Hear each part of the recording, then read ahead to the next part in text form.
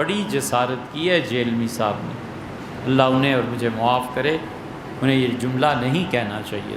انہوں نے کہا ہے کہ کھڑے ہو کے پیشاب کرنا یہ سنت ہے، والعیاذ باللہ یہ نہیں کہنا چاہیے۔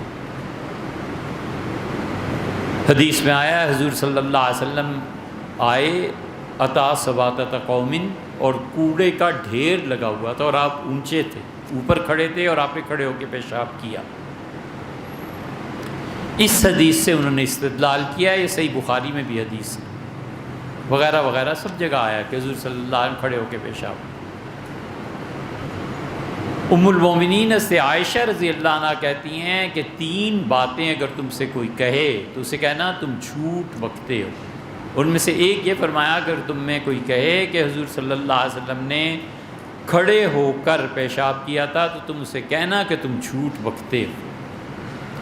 ابن قیم رحمۃ اللہ نے ان دونوں روایات پر بحث کی ہے اپنی کتاب زاد المعاد میں، کمال کی کتاب۔ اس میں فقہی مسئلے نہیں دیکھنے چاہیے کیونکہ وہ حنبلی فقہ کے مطابق ہیں، وگرنہ کمال اس جیسی کتاب اب تک سیرت میں لکھی ہی نہیں ہے۔ کمال کیا ابن قیم رحمہ اللہ نے، اللہ کی توفیق تھی ان کے ساتھ۔ وہ روایات لائے ہیں کہ حضور صلی اللہ علیہ وسلم کے گھٹنوں میں شدید درد تھا، کمر میں شدید درد تھا، بیٹھ نہیں سکتے تھے، اس وجہ سے رسول اللہ صلی اللہ علیہ وسلم کو یہ کیفیت اختیار کرنی پڑی۔ اور حذیفہ رضی اللہ عنہ ساتھ تھے، انہیں ساتھ لے گئے تھے اور ان کے سامنے یہ ہوا ہے، انہوں نے بیان کر دیا۔ اور یہی چیز حضرت عمر رضی اللہ عنہ، انہیں حضور صلی اللہ علیہ وسلم دیکھ لیا تھا کہیں، تو آپ نے بلایا اور آپ نے عمر کھڑے ہو کے پیشاب نہیں کرتے، آئندہ ایسی حرکت نہ دیکھی۔ ختم ہو گئی بات۔ شخصیت سے فتویٰ بدل جاتا ہے، کیفیت سے بدل جاتا ہے۔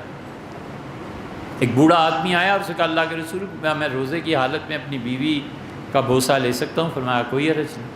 اور ایک آیا اور اس کو منع کر دیا۔ کسی نے کہا اللہ کے رسول آپ نے اس کو اجازت دی، آپ نے فرمایا یہ جوان ہے، قابو نہیں پا سکے گا اپنے آپ پہ، اور وہ بوڑھا ہے، میں نے اس کو اجازت دے دی۔